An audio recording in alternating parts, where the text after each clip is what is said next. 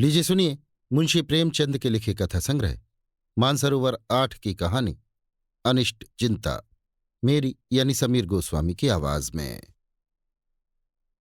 चांदनी रात, समीर के सुखद झोंके, सुरम उद्यान। कुंवर अमरनाथ अपनी विस्तीर्ण छत पर लेटे हुए मनोरमा से कह रहे थे, तुम घबराओ नहीं, मैं जल्द आऊंगा। मनोरमा ने उनकी ओर कातर नेत्रों से देखकर कहा, मुझे भी क्यों नहीं लेते चलते।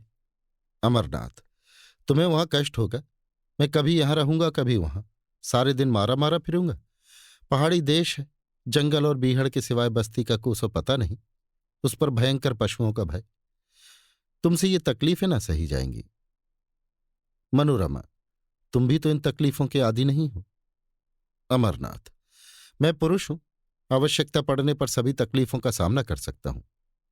मनोरमा गर्व से, मैं भी स्त्री हूं, आवश्यकता पड़ने पर आग में कूद सकती हूं। स्त्रियों की कोमलता पुरुष की काव्य कल्पना है। उनमें शारीरिक सामर्थ्य चाहे ना हो, पर उनमें वो धैर्य और साहस है जिस पर काल की दुश्चिंताओं का जरा भी असर नहीं होता। अमरनाथ ने मनोरमा को श्रद्धामय दृष्टि से देखा और बोले, ये मैं मानता हूं, लेकिन जिस कल्पना को हम चिरकाल से प्रत्यक्ष समझते आए हैं वो एक क्षण भी नहीं मिट सकती। तुम्हारी तकलीफ मुझसे नहीं देखी जाएगी, मुझे दुख होगा। देखो इस समय चांदनी में कितनी बहार है। मनोरमा, मुझे बहलाओ मत, मैं हठ नहीं करती, लेकिन यहां मेरा जीवन अपाढ़ हो जाएगा। मेरे हृदय की दशा विचित्र है। तुम्हें अपने सामने न देखकर मेरे मन में तरह तरह की शंकाएं होती हैं कि कहीं चोट न लग गई हो, शिकार खेलने जाते हो तो डरती हूं कहीं घोड़े ने शरारत न की हो। मुझे अनिष्ट का भय सदैव सताया करता है। अमरनाथ, लेकिन मैं तो विलास का भक्त हूं, मुझ पर इतना अनुराग करके तुम अपने ऊपर अन्याय करती हो। मनोरमा ने अमरनाथ को दबी हुई दृष्टि से देखा, जो कह रही थी कि मैं तुमको तुमसे ज्यादा पहचानती हूं। बुंदेलखंड में भीषण दुर्भिक्ष था। लोग वृक्षों की छाले छील छील कर खाते थे। क्षुधा पीड़ा ने भक्ष्याभक्ष की पहचान मिटा दी थी। पशुओं का तो कहना ही क्या, मानव संतानें कौड़ियों के मोल बिकती थीं। पादरियों की चढ़ बनी थी। उनके अनाथालयों में नित्य गोल के गोल बच्चे भेड़ों की भांति हाँके जाते थे। मां की ममता मुट्ठी भर अनाज पर कुर्बान हो जाती। कुंवर अमरनाथ काशी सेवा समिति के व्यवस्थापक थे। समाचार पत्रों में ये रोमांचकारी समाचार देखे तो तड़प उठे। समिति के कई नवयुवकों को साथ लिया और बुंदेलखंड जा पहुंचे। मनोरमा को वचन दिया कि प्रतिदिन पत्र लिखेंगे और यथासंभव जल्द लौट आएंगे। एक सप्ताह तक तो उन्होंने अपना वचन पालन किया, लेकिन शनैः शनैः पत्रों में विलंब होने लगा। अक्सर इलाके डाकघर से दूर पड़ते थे, वहां से नित्य प्रति पत्र भेजने का प्रबंध करना दुसाध्य था। मनोरमा वियोग दुख से विकल रहने लगी। वो अव्यवस्थित दशा में उदास बैठी रहती, कभी नीचे आती, कभी ऊपर जाती, कभी बाग में जा बैठती। जब तक पत्र न आ जाता वो इसी भांति व्यग्र रहती। पत्र मिलते ही सूखे धान में पानी पड़ जाता। लेकिन जब पत्रों के आने में देर होने लगी तो उसका वियोग विकल हृदय अधीर हो गया। बार बार पछताती कि मैं नाहक उनके कहने में आ गई। मुझे उनके साथ जाना चाहिए था। उसे किताबों से प्रेम था, पर अब उसकी ओर ताकने का भी जी न चाहता। विनोद की वस्तुओं से उसे अरुचि सी हो गई। इसी प्रकार 1 महीना गुजर गया। एक दिन उसने स्वप्न देखा कि अमरनाथ द्वार पर नंगे सिर नंगे पैर खड़े रो रहे हैं। वो घबरा कर उठ बैठी और उसी उग्रावस्था में दौड़ी द्वार तक आई। यहां का सन्नाटा देखकर उसे होश आ गया। उसी दम मुनीम को जगाया और कुंवर साहब के नाम तार भेजा, किंतु जवाब न आया। सारा दिन गुजर गया मगर कोई जवाब नहीं। दूसरी रात भी गुजरी, लेकिन जवाब का पता न था। मनोरमा निर्जल निराहार मूर्छित दशा में अपने कमरे में पड़ी रहती। जिसे देखती उसी से पूछती, जवाब आया? कोई द्वार पर जवाब देता तो दौड़ी हुई जाती और पूछती, कुछ जवाब आया? उसके मन में विविध शंकाएं उठती। लौंडियों से स्वप्न का आशय पूछती। स्वप्नों के कारण और विवेचना पर कई ग्रंथ पढ़ डाले, पर कुछ रहस्य न खुला। लौंडियां उसे दिलासा देने के लिए कहती, कुंवर जी कुशल से हैं। स्वप्न में किसी को नंगे पैर देखें तो समझो वो घोड़े पर सवार है, घबराने की कोई बात नहीं। लेकिन मनोरमा को इस बात से तस्कीन न होती। उसे तार के जवाब की रट लगी हुई थी। यहां तक कि 4 दिन गुजर गए। किसी मोहल्ले में मदारी का आ जाना बाल वृंद के लिए एक महत्व की बात है। उसकी डमरू की आवाज में खोंचे वाले की क्षुधावर्धक ध्वनि से भी अधिक आकर्षण होता है। इसी प्रकार मोहल्ले में किसी ज्योतिषी का आ जाना मार्के की बात है। एक क्षण में इसकी खबर घर घर फैल जाती है।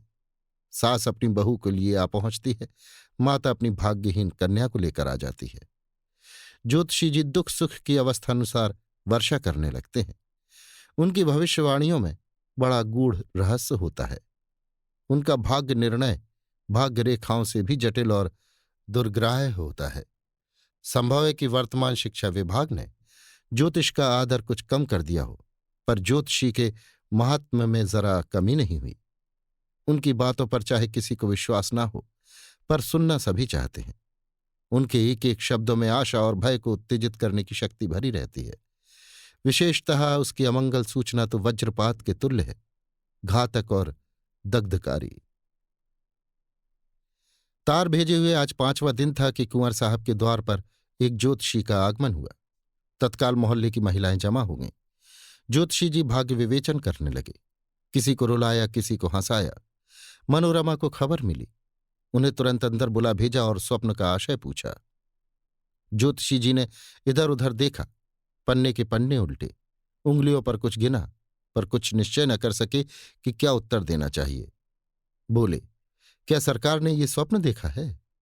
मनोरमा बोली, नहीं, मेरी एक सखी ने देखा है। मैं कहती हूं ये अमंगल सूचक है, वो कहती है मंगलमय है। आप इसकी क्या विवेचना करते हैं? ज्योतिषी जी फिर बंगले झांकने लगे। उन्हें अमरनाथ की यात्रा का हाल न मालूम था और न इतनी मोहलत ही मिली थी कि यहां आने के पूर्व वो अवस्था ज्ञान प्राप्त कर लेते जो अनुमान के साथ मिलकर जनता में ज्योतिष के नाम से प्रसिद्ध है। जो प्रश्न पूछा था उसका भी कुछ सूत्र सूचक उत्तर न मिला। निराश होकर मनोरमा के समर्थन करने ही में अपना कल्याण देखा। बोले, सरकार जो कहती है वही सत्य है, ये स्वप्न अमंगल सूचक है। मनोरमा खड़ी सितार के तार की भांति थर थर कांपने लगी। ज्योतिषी जी ने उस अमंगल का उद्घाटन करते हुए कहा, उनके पति पर कोई महान संकट आने वाला है। उनका घर नाश हो जाएगा। वो देश विदेश मारे मारे फिरेंगे। मनोरमा ने दीवार का सहारा लेकर कहा, भगवान मेरी रक्षा करो, और मूर्छित होकर जमीन पर गिर पड़ी। ज्योतिषी जी अब चेते, समझ गए कि बड़ा धोखा खाया। आश्वासन देने लगे, आप कुछ चिंता न करें, मैं उस संकट का निवारण कर सकता हूं। मुझे एक बकरा, कुछ लौंग और कच्चा धागा मंगा दें। जब कुंवर जी के यहां से कुशल समाचार आ जाए तो जो दक्षिणा चाहे दे दें। काम कठिन है, पर भगवान की दया से असाध्य नहीं है। सरकार देखें, मुझे बड़े बड़े हाकिमों ने सर्टिफिकेट दिए हैं। अभी डिप्टी साहब की कन्या बीमार थी, डॉक्टरों ने जवाब दे दिया था। मैंने यंत्र दिया, बैठे बैठे आंखें खुल गईं। कल की बात है, सेठ चंदूलाल के यहां से रोकड़ की एक थैली उड़ गई थी। कुछ पता न चलता था। मैंने सगुन विचारा और बात की बात में चोर पकड़ लिया। उनके मुनीम का काम था, थैली ज्यों की त्यों निकल आई। ज्योतिषी जी तो अपनी सिद्धियों की सराहना कर रहे थे और मनोरमा अचेत पड़ी हुई थी। अकस्मात वो उठ बैठी, मुनीम को बुलाकर कहा, यात्रा की तैयारी करो, मैं शाम की गाड़ी से बुंदेलखंड जाऊंगी। मनोरमा ने स्टेशन पर आकर अमरनाथ को तार दिया, मैं आ रही हूं। उनके अंतिम पत्र से ज्ञात हुआ था कि वो कबरई में है। कबरई का टिकट लिया, लेकिन कई दिनों से जागरण कर रही थी। गाड़ी पर बैठते ही नींद आ गई और नींद आते ही अनिष्ट शंका ने एक भीषण स्वप्न का रूप धारण कर लिया। उसने देखा सामने एक अगम सागर है। उसमें एक टूटी हुई नौका हलकोरे खाती बहती चली जाती है। उस पर न कोई मल्ला है, न पाल डांडे।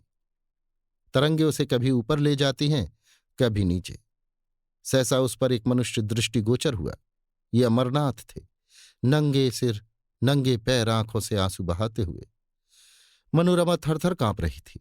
जान पड़ता था नौका अब डूबी और अब डूबी। उसने जोर से चीख मारी और जाग पड़ी। शरीर पसीने से तर था, छाती धड़क रही थी। वो तुरंत उठ बैठी, हाथ मुंह धोया और इरादा किया, अब न सोऊंगी। हा, कितना भयावह दृश्य था।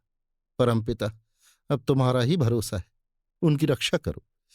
उसने खिड़की से सिर निकाल कर देखा। आकाश में तारागण दौड़ रहे थे। घड़ी देखी, 12 बजे थे। उसको आश्चर्य हुआ, मैं इतनी देर तक सोई, अभी तो एक झपकी भी पूरी न होने पाई। उसने एक पुस्तक उठा ली और विचारों को एकाग्र करके पढ़ने लगी। इतने में प्रयाग आ पहुंचा। गाड़ी बदली। उसने फिर किताब खोली और उच्च स्वर से पढ़ने लगी। लेकिन कई दिनों की जागी आंखें इच्छा के अधीन नहीं होती। बैठे बैठे झपकियां लेने लगी। आंखें बंद हो गईं और एक दूसरा दृश्य सामने उपस्थित हो गया। उसने देखा आकाश से मिला हुआ एक पर्वत शिखर है। उसके ऊपर के वृक्ष छोटे छोटे पौधों के सदृश दिखाई देते हैं। श्याम वर्ण घटाएं छाई हुई हैं। बिजली इतनी जोर से कड़कती है कि कान के पर्दे फटे जाते हैं। कभी यहां गिरती है, कभी वहां। शिखर पर एक मनुष्य नंगे सिर बैठा हुआ है। उसकी आंखों से अश्रु प्रवाह साफ दिख रहा है।